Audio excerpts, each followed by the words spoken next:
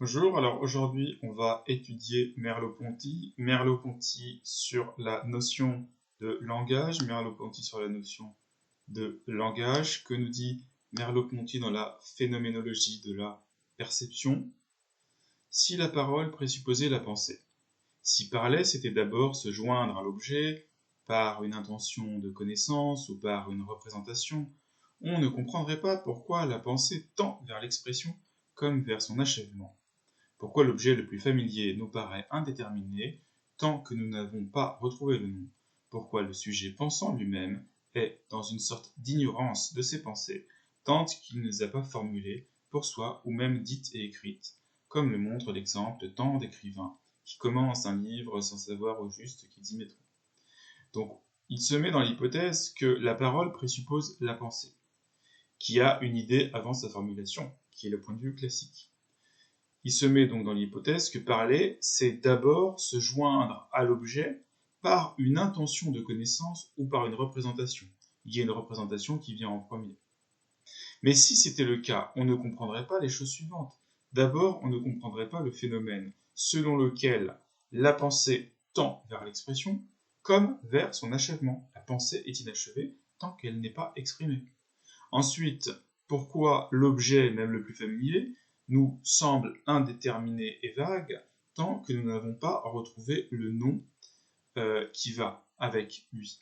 Pourquoi, par exemple, les choses demeurent floues tant que l'on ne sait plus comment elles s'appellent. Pourquoi le sujet pensant lui-même est dans une sorte d'ignorance de ses pensées tant qu'il ne les a pas formulées clairement pour soi-même, tant qu'il ne les a pas dites, tant qu'il ne les a pas écrites.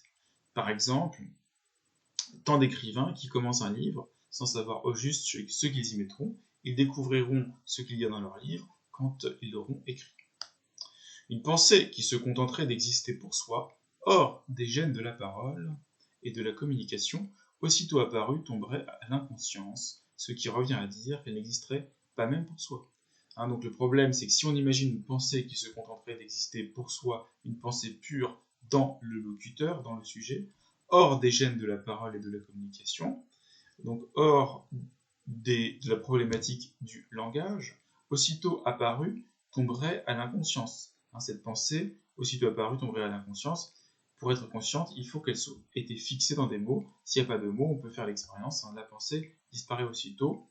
Et donc, finalement, on peut dire qu'elle n'existerait même pas pour soi, elle ne serait pas prise explicitement par la conscience, comme un objet.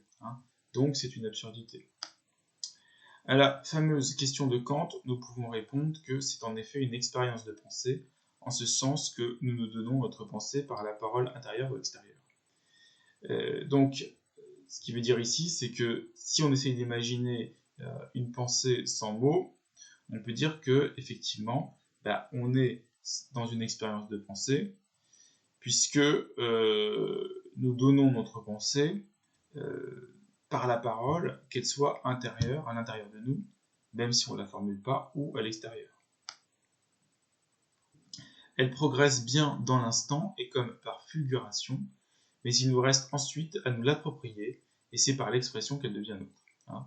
Donc la pensée progresse bien dans l'instant, comme par fulguration, c'est-à-dire qu'il y a bien des flashs de pensées nouvelles, mais elle n'est pas encore élaborée, et pour nous l'approprier, et pour prendre conscience d'elle-même, il faut effectivement que l'expression devienne nôtre.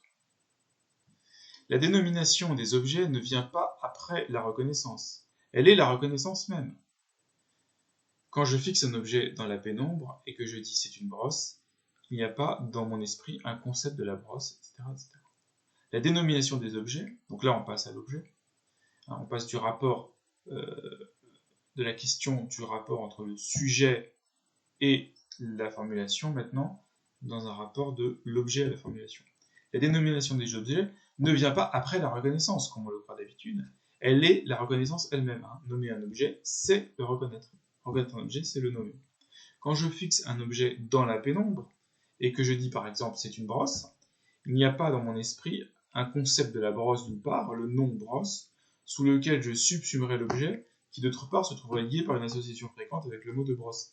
Donc il n'y a pas, comme on le croit d'habitude par une fausse reconstruction, tel objet qui m'est donné dans la perception, et ensuite l'association d'idées d'une perception qui me joint le mot brosse, et finalement je dis c'est une brosse, comme si j'avais reconnu l'objet avant. Mais le mot porte le sens, et en l'imposant à l'objet, j'ai conscience d'atteindre l'objet. Je n'ai pas conscience d'atteindre l'objet tant que je n'ai pas le sens visé est dans le mot. Si je n'ai pas le sens, je n'atteins pas pleinement l'objet.